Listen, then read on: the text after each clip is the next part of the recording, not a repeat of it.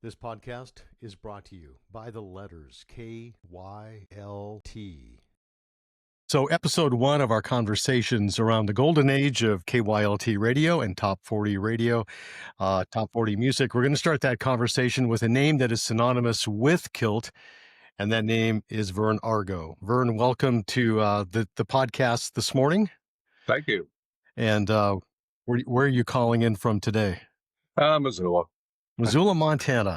So right. is that a good place to start in terms of Vern's history? That's where I started. Yep. Okay. Give me some of the background. Were you born in Missoula? Did you go to school there? Yeah, I was born here. Grew up in the Lower Rattlesnake. Went to Prescott Grade School, and then went to Missoula County High School. At that time, it was Missoula County. And the freshmen went to Hellgate, and the sophomores, juniors, and seniors went to Sentinel, but it was still Missoula County High School. And graduated in 63. You graduated in 63? Correct. Fantastic. I did not know that they split up the kids like that. So great historical data. Did you work at all in radio in high school or? No. The high school had a radio station. It was KONA, Kona Radio, and it was just fed through the school itself, just on speakers to the classrooms. And it was only on maybe a couple hours in the afternoon or during lunch break. I never did anything for that. So it was just kind of a part-time radio station, but never got involved in that one. Interesting. So what was high school like? Any sports, or what did you like to take in classes? I took basically general. I took a lot of math and science, and I took French and Spanish and just general stuff, but played intramural sports. I wasn't big enough for football and too tall and too skinny for basketball. So, and how tall are you now? Aren't you like 6'2", 6'1", 6'2"? I'm 6'2" now. In high school, I was 6'4", so I've lost a couple inches. So, yeah. Sounds good. So graduation. So you went to Prescott, Missoula County High School. Where did you go after that? What happened? The university. Went to the University of Montana. Okay. So I started the university in 63, and I started out in didn't know what I wanted to major in. I was thinking pre-engineering. I liked aeronautics and aviation, and so I took some math and science classes at the university that they offered. I'll try to get a pre-engineering background. And then I liked aviation too. So my next choice was to learn how to fly.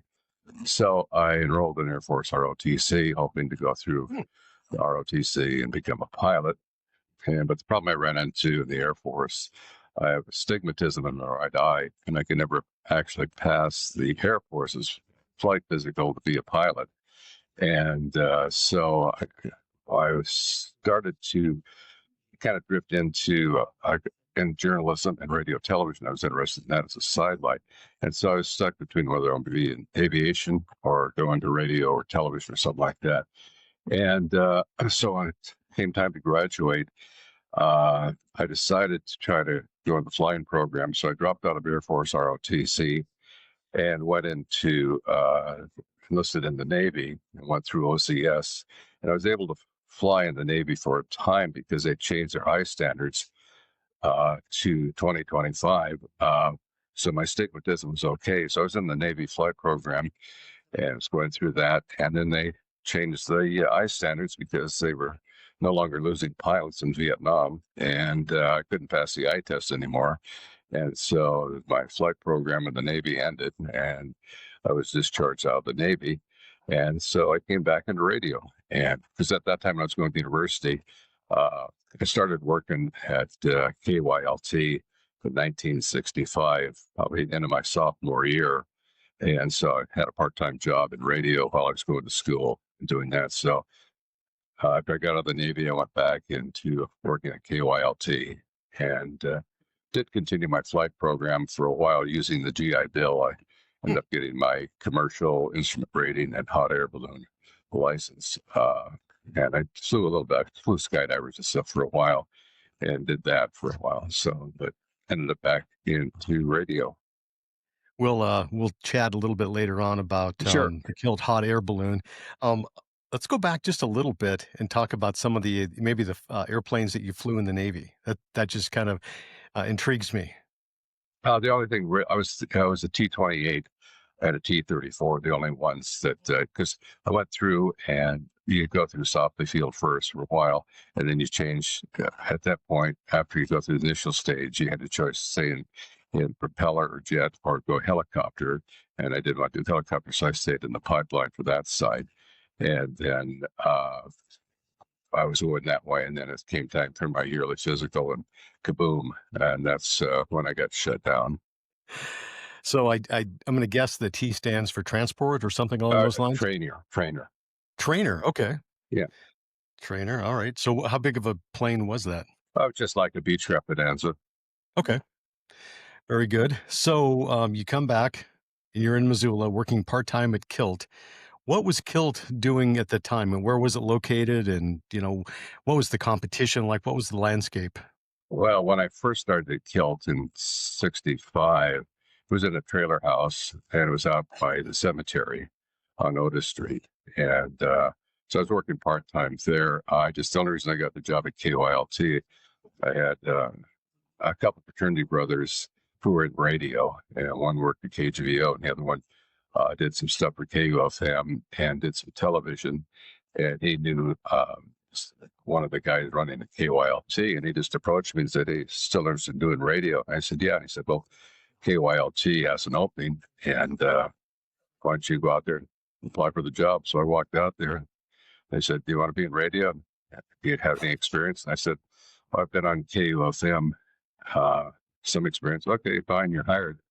show up show up tonight at 7 o'clock. And I walk at 7 o'clock, and these are the turntables. And when you set it up at midnight, here's how you turn off the transmitter, turn off the lights, and lock the door and leave. So that was my first experience. You know, have Wow. fun. Yeah. So, but when I And when I first started radio was at KUFM, and at that time KUFM was a 10-watt FM station, and was in the old journalism school, and it was only on the air probably about 5-6 hours a day, and I had a jazz show like once a week on KUFM. That's before I first started actually in the radio. yeah, amazing. So KYLT was on the air from let's call it 5 till midnight or 6 till midnight? No, it was on 6 a.m. till midnight. Yeah, Okay. it So originally started. Go ahead. It originally started in '55 as KBTK, and then it changed the call letters to KQTE, in QT Color Radio, and then it went off the air for about the station used to be in the basement of the Wilma Theater, where Scotty's table was, and that's where the studios were, and the antenna was on an island in the Clark Fork River. And when they redid the Higgins Street Bridge, they changed the island, and the station had to move. And at that time, they moved, but it took them about over a year and a half to rebuild. And it changed ownership, and they ended up on Otis Street. And then they changed the call letters from QT to KYLT. what year was that roughly in? Came back on the air in '63 Oh, as okay. KYLT. So it was off from like '61, about a year and a half from '61 to '63. It came back on the air in '63. It's KYLT. So you're working full time 7 to midnight, or Oh, just it varies. Yeah, occasionally? I was working. I was working then 7 days a week, or 5 days a week, 7 to midnight, and it changed. Sometimes you could do afternoons or middays. So there was never a set shift because a lot of the people working there were students at the university. So it's depending on when you have classes and stuff like that. And I remember sometimes that we were just one year or one period was all students working there, and just then when you had a class. So sometimes during the day, the station would sign off for a couple hours because everybody was in school. So you just shut it off and come back a couple hours, threw it back on. So what was the playlist looking like, and who picked the music and all of that? When I first started there, the morning shift was country music. from 6 to like 9 o'clock in the morning was country music. And then the rest of the day was light rock, top 40. Top 40. Yeah, it was So kind of what you wanted to play. It's the reason it was country in the music. In the morning was the guy, the disc jockey that worked in the morning. He liked country music, so we're going to have now 3 hours of country music. so what Because was the the problem was that the station at the time, when I started there in '65, the owner lived in Price, Utah, Louis Viteri, and all he wanted to do was sell the station. He wanted to get out of it. He was losing money, and he just said, "Okay, all I want you to do is keep the station on the air. I can't sell it if you're off there, so just keep the station on the air, and so I can sell it." And so basically, we'd have a manager, he'd hire a manager, and the manager would hang around for maybe 2 or 3 months, then move on, and he had to find somebody else. So a lot of times we were there with no managers or stuff like that. So it was kind of free-form radio. Yeah. So when did you become program director? It had to be in the 68, somewhere around there, 67, 68. I became program director. Went from DJ after a couple months, music director, and then program director. So what was it like originally when you were picking music out? I mean, how would you do that? And would you look at the trades, or would you just play what you liked? Or Well, we did a kind of trade out at the time when the Mercantile was in business. They had a record store on the second floor of the Mercantile. It was a pretty good record store. And the one thing was that the lady that ran the record store at the Mercantile, her name was Eve Shellhammer, and her husband owned Montana Music Rentals. So they serviced all the jukeboxes in Missoula. So if we could go down to the jukebox store, their warehouse, and go through all their 45s looking for records. So that's how we filled the playlist. And they would sell us the records, really cheap, like 25 cents, something like that for a record to go through. That's how we stashed our oldies library, was going to picking up old scratch records that had been used in jukeboxes. And then at the Mercantile, we would kind of trade out new 45s. that is fantastic. That is such a great story. So so I grew up in radio, and the record companies obviously gave you almost any type of record that you ever wanted. When did that begin, and what did that look like?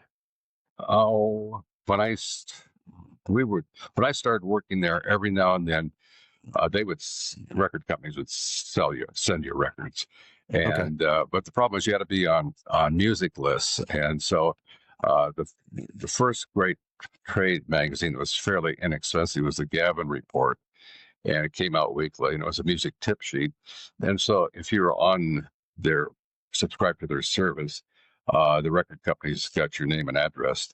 And so they would from the Gavin sheet, they would send you 45s or stuff like that.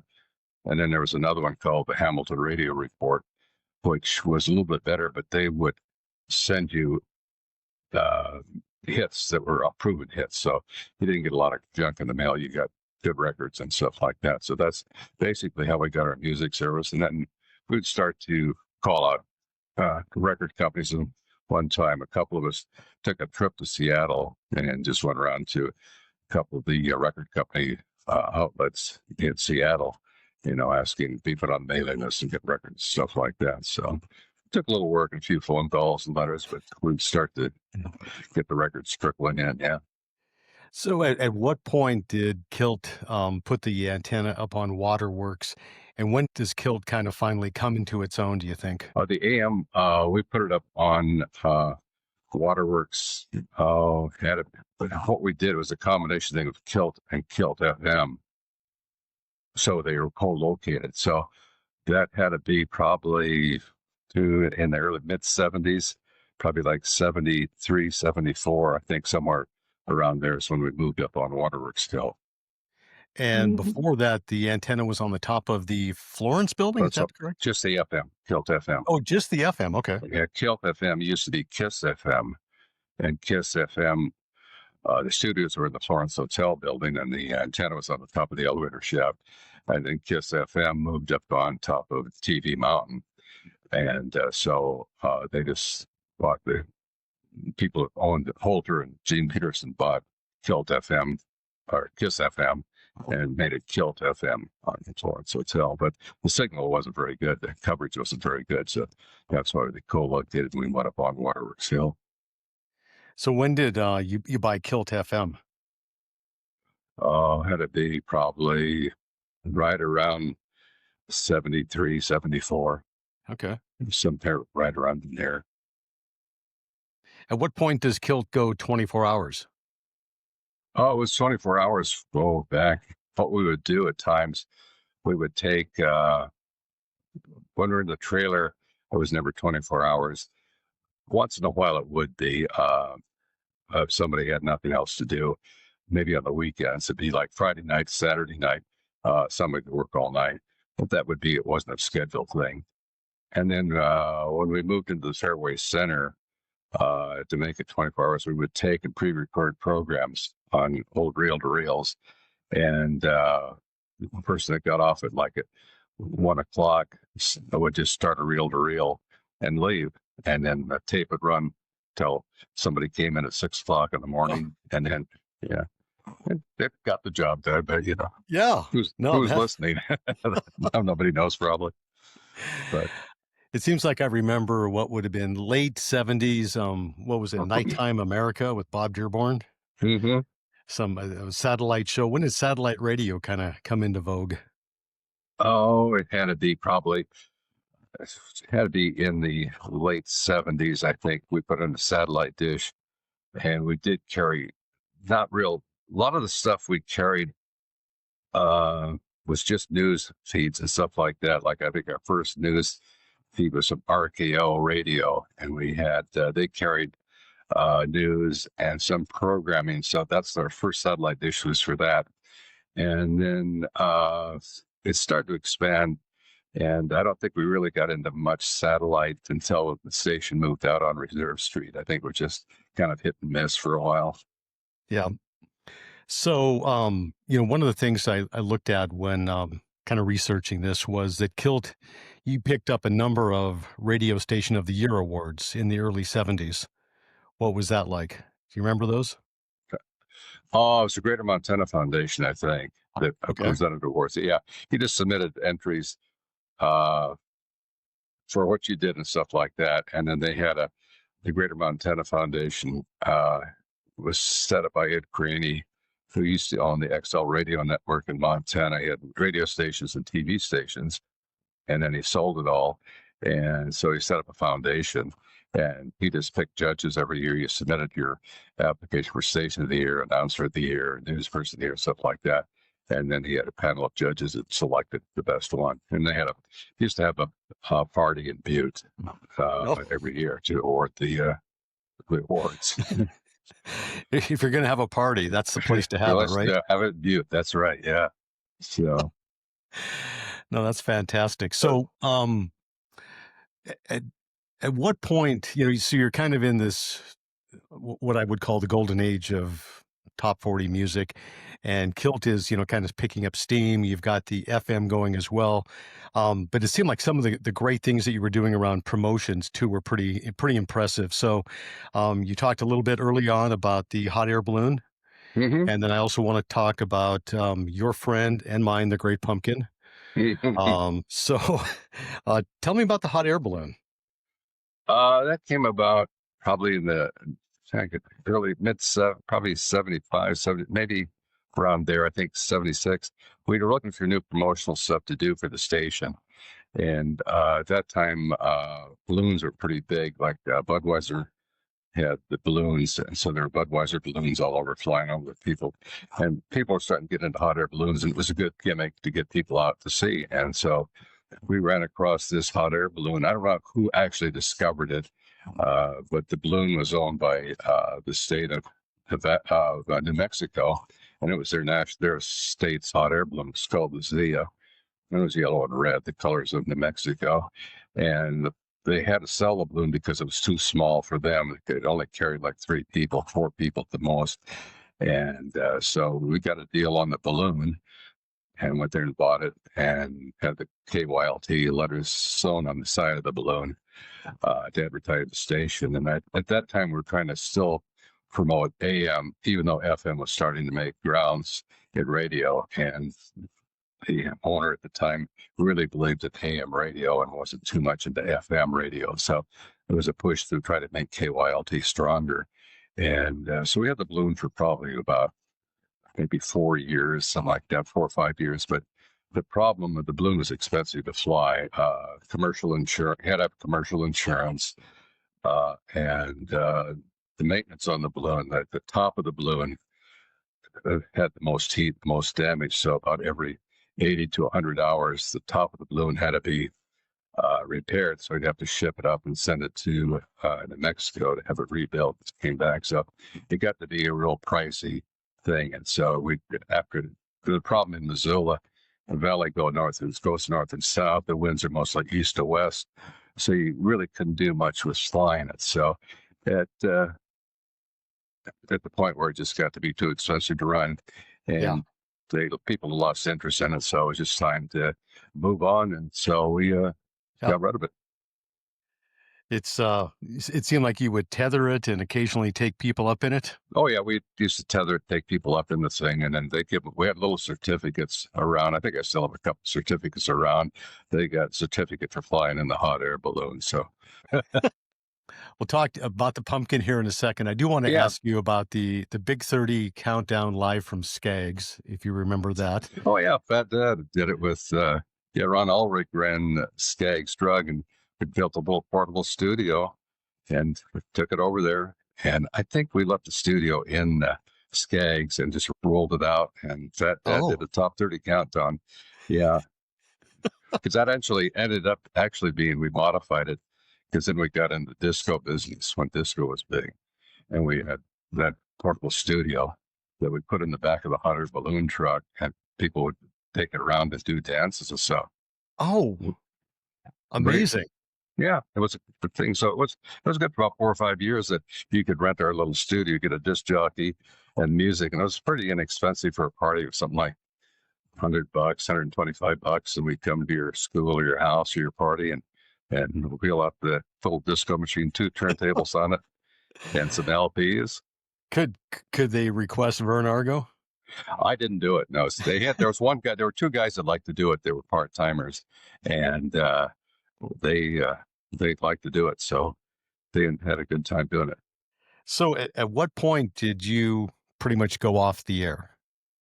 Oh, it had to be in the early 80s. I think I did. I think my last full-time shift was probably somewhere like 80, 81, somewhere in there. And then I did part-time fill-in. If somebody was sick or something like that, I would cover, but that was about the end of it. So, yeah. One of the highlights of me going to work at Osco when I was 17 years old or 15, driving down South Avenue, occasionally, and obviously listening to KYLT, was hearing you. Oh, really? Because I did not grow up, or don't remember you on the air, but I would hear you every so often, and I'm like, oh my gosh, they must have brought that guy back, and because you just sounded, I think you were made for AM radio. So it was so much fun to listen to you. Well, I enjoyed AM radio. I had a lot of fun. I still have. I found a real old air checks, and I have no idea what's on it. First of all, I don't have a reel anymore, so can't listen to it. And the tape is probably 30, 40 years old, so it's probably deteriorated. I don't know if it didn't play or if it just break apart. So I don't know. So I have an old tape. One of the things that I'm sure a lot of people don't know, but you mentioned early on, is that your initial foray into the University of Montana was around engineering and pre-engineering and things of that nature. And you have been the engineer for KYLT and KZOQ and almost every, I would imagine at this point you've touched every station in Missoula. Tell me a little bit about how that started. And, because you've not only done the maintenance, but you built probably at least 3 radio stations that I'm aware of. It started back when I started KYLT. At that time, we had a part-time engineer who was a student at the university. And then he graduated and moved on. And the problem was, those days, they couldn't find an engineer.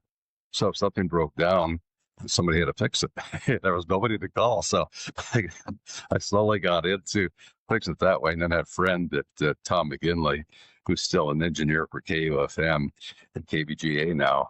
He was doing some part-time engineering too at KGVO. And so he would kind of help out too, even though he didn't work for KYLT. He'd kind of sneak over in the off hours and do. So I learned a lot over the years from McGinley doing stuff like that. And I just slowly got into it. And Missoula was a hard place to find somebody to be an engineer. And so I just slowly got into it. And I was always around, always could do it. So I enjoyed doing it. So I just got involved in more and more like that. And Right. I got to a point where I was starting to get tired of radio. Dealing with announcers like you, it gets to a point where that was it.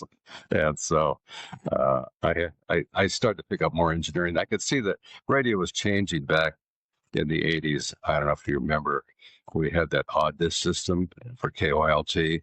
Oh, yes. Oh, yes. Where things were, the problem was automation for radio was just starting, but you couldn't record the music because hard drives are so very expensive.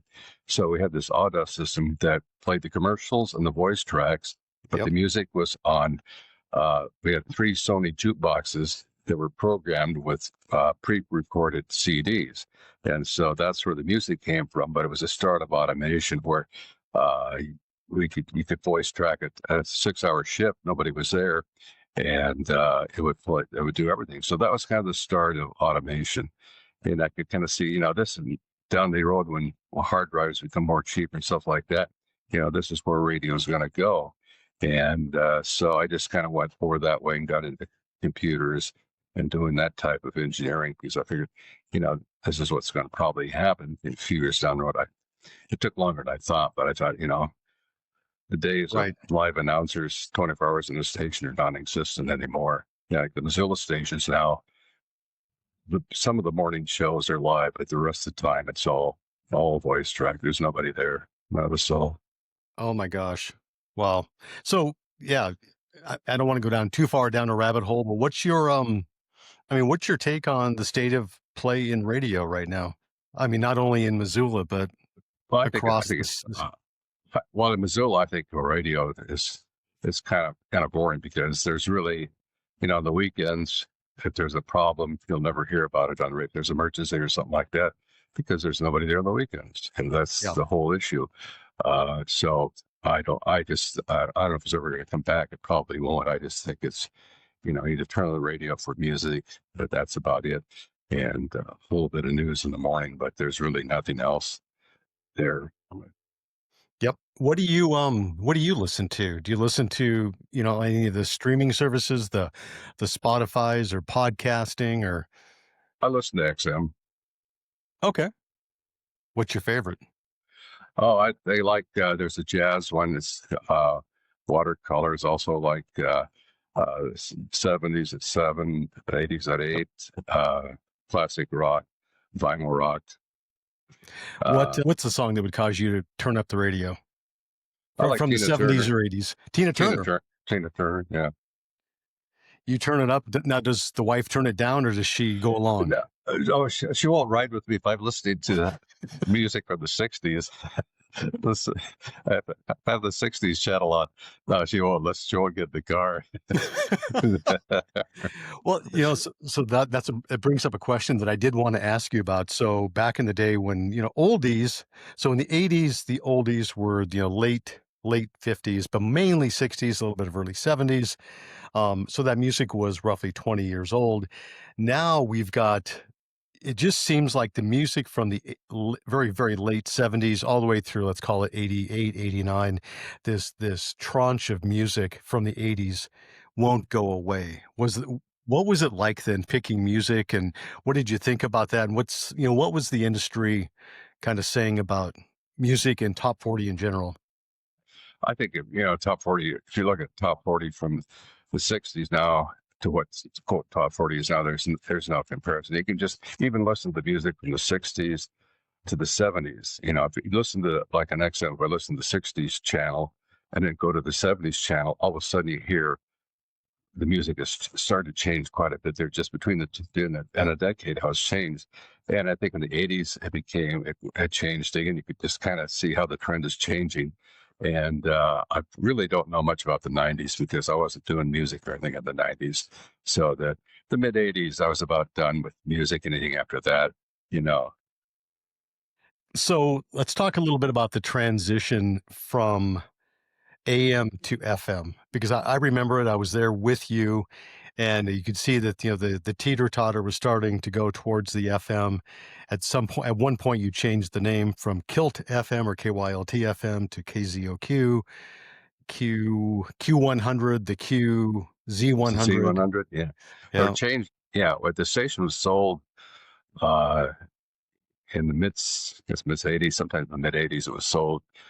Gene Peterson sold it to a group in Denver, and they thought that we need a different name for the station, not KYLT FM. So I came up with the colors KZOQ, and I said, "Oh, that's a good call letter because you can use Z something or Q something, Right. or the zoo." So Yep. I said, "Let's go with KZOQ." So they picked the call letters, and then they brought in a consultant, Dave Gariano, who was a kind of a heavy metal consultant, and he cut the playlist way down to it was like 130 songs, 140 songs, the same song Ooh. over and over and over, and it catered basically to males, Yeah. 18 to 24 males. But in Missoula, you can't make money selling that. That's not a big population growth. You got a No. broader thing. So he was around for a couple of years.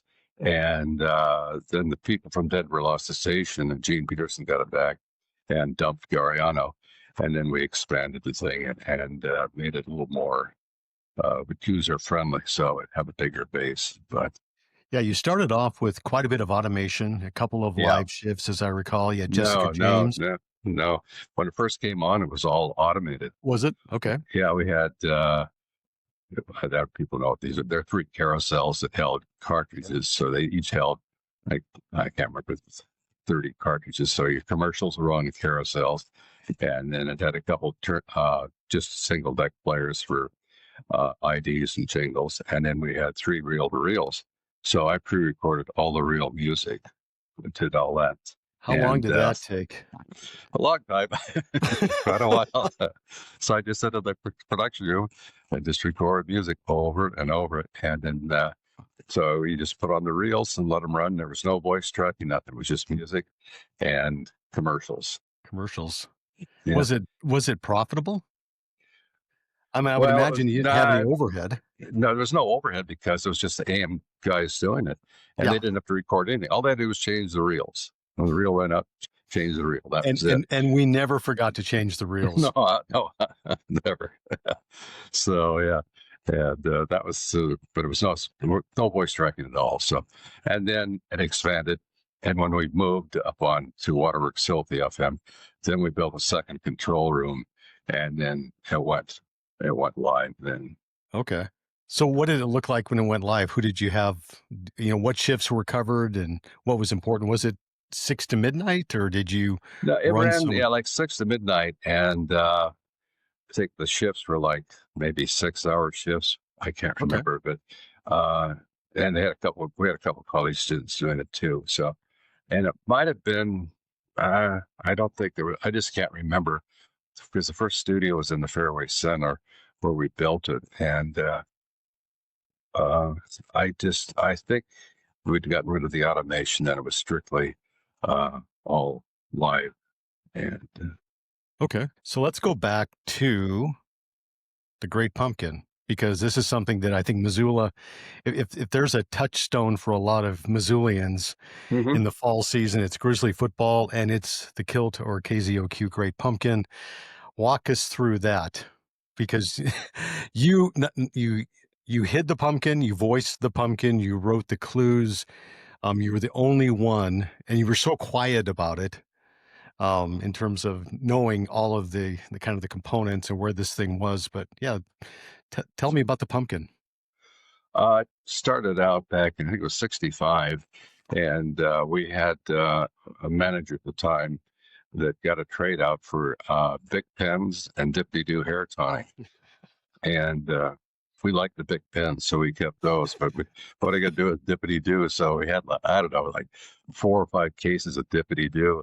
And so this other guy, he was a student at the university too, John Edwards, and he was doing some sales on the side. And he said, well, how are we going to get rid of this Dippity-Doo? And I said, right now it's Halloween. Everybody's talking about Charlie Brown and the Great Pumpkin.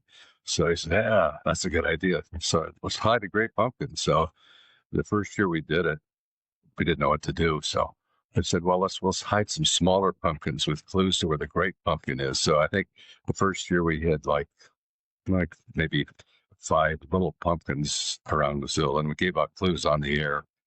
You find these 5 little pumpkins, you get the clue to where the Great Pumpkin is. And I think the little clues had like Bic pens or 45s or something like that. That was your prize. And then it started, and somebody found the Great Pumpkin, and they got a whole bunch of Dippity-Doo. It's some bad 45s.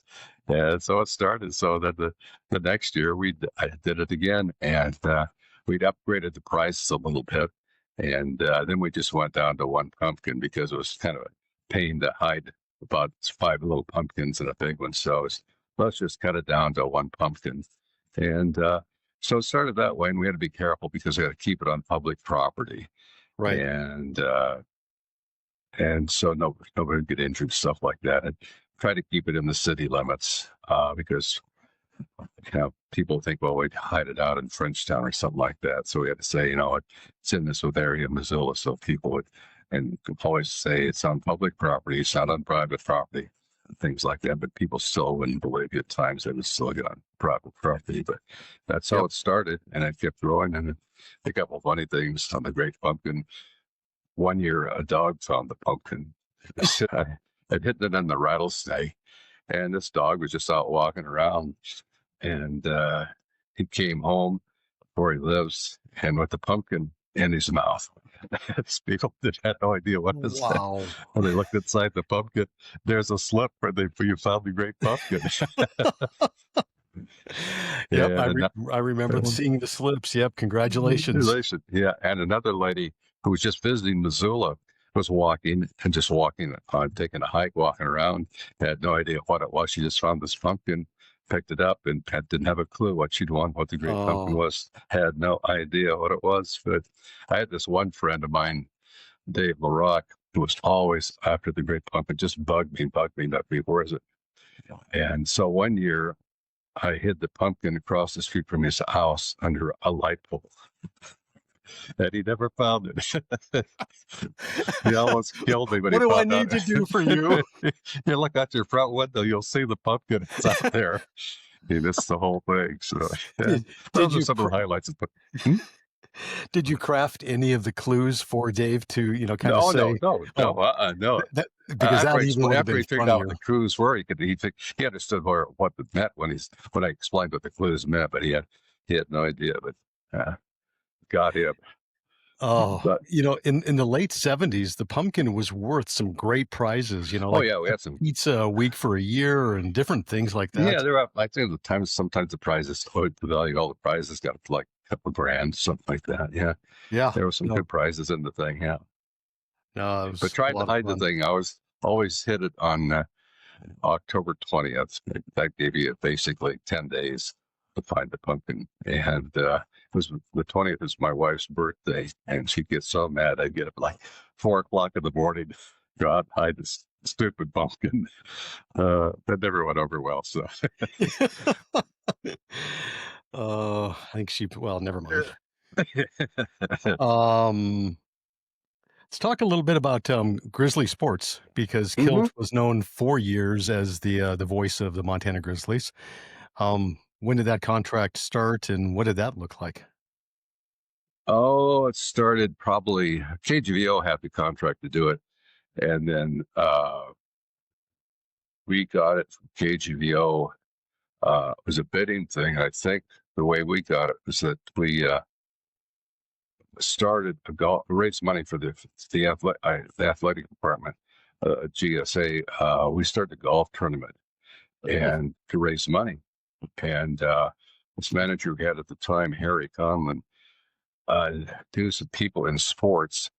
And I think the first or second year we did the tournament, we got Howie Long and an NBA player, can't remember the NBA players, to come and play in the tournament. And so they came, and that really helped bring money in because you could bid to play with Howie Long for, I can't remember who the basketball player was in the big GSA tournament. And it was, Right. and so that's, and we guaranteed him money. That's how we got the contract from KGO. We promised him money, and we got it. And then got Schwanke to come over and start. So where was Schwanke? Was he with KGVO? Well, Schwanke was with them at the time. Schwanke used to work at KYLT as an announcer back in had to be the 80s. His real name on the air was Bill Rule because his middle name is Rule. So instead of Bill Schwanke, he used the name Bill Rule. And he's working he was the sports director for the Missoulian too. And he worked at KYLT. We had a couple of his fraternity brothers that also worked at KYLT. And so he worked some part-times at KYLT. But then he was, at the time, I think we was doing Grizzly Sports. He was still working at the Missoulian doing sports too, I think. That's what he would know more about it. But that's how. Well, we'll talk to him. So yeah. So you said in high school you studied what? French, Italian, what else? No, French, Spanish, and then I took chemistry, physics, math, things like that. So I know you are a world traveler, so it's kind of talk a little about maybe retirement and some of your trips, and I can't even imagine what your passport looks like. Quite a few of them. That's we try to do at least 2 to 3 major trips a year. We just got back from Norway and Copenhagen, and in September we're going back to Poland, Romania, and Serbia, and then in 2027, January 2027, February 2027, to Thailand, Cambodia, and Vietnam. Oh, that's going to be amazing. So yeah, we love travel. We've probably been to, I think, in Europe, only 2 countries I think we've never been to are Albania and Sweden. But I think we've hit every other country at least once in Europe. So I love Eastern Europe, Western Europe, France, and that's been there enough. Don't have to do that. So I love Eastern Europe. Didn't you have like a life event at the Eiffel Tower? Oh yeah. You got engaged up at the top of the Eiffel Tower. What would have happened had she said no? I'd still have a ring. Looking for somebody else to go. Looking for somebody else. You want to go to the Eiffel Tower? I have a surprise for you. Oh, that's fantastic. VA, I can't tell you how much I've enjoyed this, how much I've learned. What a history of KYLT, and I mean, I think you've done it all for KYLT, and I had a great time in radio. Yeah, I wouldn't. Radio's been fun. Had some ups and downs, but could do it again. And as it turns out, Vern had just a couple more stories. So here's Vern Argo in his encore. So tell me the story about the pop machine. Okay, back in the old days when we were in the trailer house, before they went in the trailer house, they had to take a wall off the trailer house to put the desks and the transmitter in, and they put in a pop machine too. That was a Pepsi machine, and then they put the walls back on and stuff like that. So after a few years, Pepsi-Cola wanted the machine back, or the Pepsi distributor, but they couldn't get it out of the station because it was too big to go through the door. So the only way they could get this pop machine back was to take a wall off. Well, they didn't want to spend the money to take the wall off, so they left the pop machine there. And we said, what are we going to do with this pop machine? Well, we had this one sales guy says, I got an idea. So he says, I'm going to go talk to Mozilla Distributing. He got a trade-off for Lucky Draft beer. So we put beer in the pop machine. You could get a beer for a dime. Oh. No. Did you leave the Pepsi stickers Oh, on? I didn't take the stickers Of off at course. all. And there's one other guy that had the key to the pop machine, so he'd take the money. People come by, gotta get a pop. Yeah, gosh, you died. Lucky drop pop. Yeah. There's something wrong with your pop machine. Yeah. One other time, another side story. It's around 4th of July weekend, and this other guy, his Bob Gibson, his on-air name was B Hoot, and he went behind the trailer and threw a couple smoke bombs behind the trailer, and there were some fans on the back of the trailer, and it sucked in the smoke. And I was on the air, and I thought there was a fire going on, and so there wasn't 911 at the time; it was 0. So I dialed 0, called the operator, and asked for that we're on fire. And so a fire truck comes out, and here Gibson is right behind the trailer laughing. Here comes a fire truck. They were just smoke bombs thrown behind the trailer. Oh, did you stay on the air? Yeah, we stayed up. Well, I turned off the transmitter and I ran Okay. out. I ran outside to get out of Yeah. there because I was on fire. And then I saw him behind the station laughing, and here comes a fire truck. Yeah, the fire's out. We're good guys. We're good guys. Yeah. Oh, So yeah, gosh. yeah, we had some good old times. Wouldn't happen Oh, now. That was when there's free reign to do anything you wanted to do. Basically, you could get away with it. yep. Yeah. No social media to Mhm. capture everything live I or know. proof of shenanigans. Well, that was a problem we ran into radio too, because when KYLT got sold, especially like when Fisher bought it, there was so many regulations you had to go through. You couldn't do any promotions without it being approved by the law department.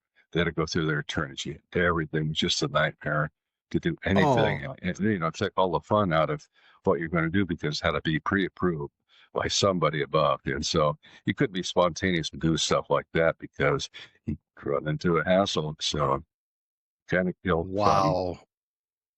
Do you think part of the let's call it the decline of radio had to do with the ability to own multiple stations in the same market?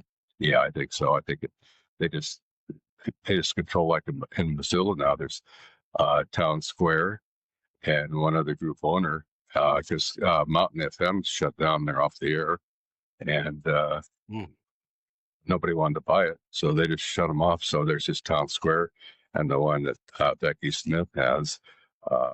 That's basically it. Yeah. And it's all automated. Maybe I like. Just send them out and sell them for $1 a hauler, Yeah, $1 a right. hauler. Yeah, man. Most of them, the salespeople, just work at home. They don't go to the office anymore. It's all. Well, and like you say, no promotions to have Mhm. meetings around or Yeah, anything. people Just out. Yeah, nothing just on the dial street. for dollars. Yeah, no, that's it. Yeah,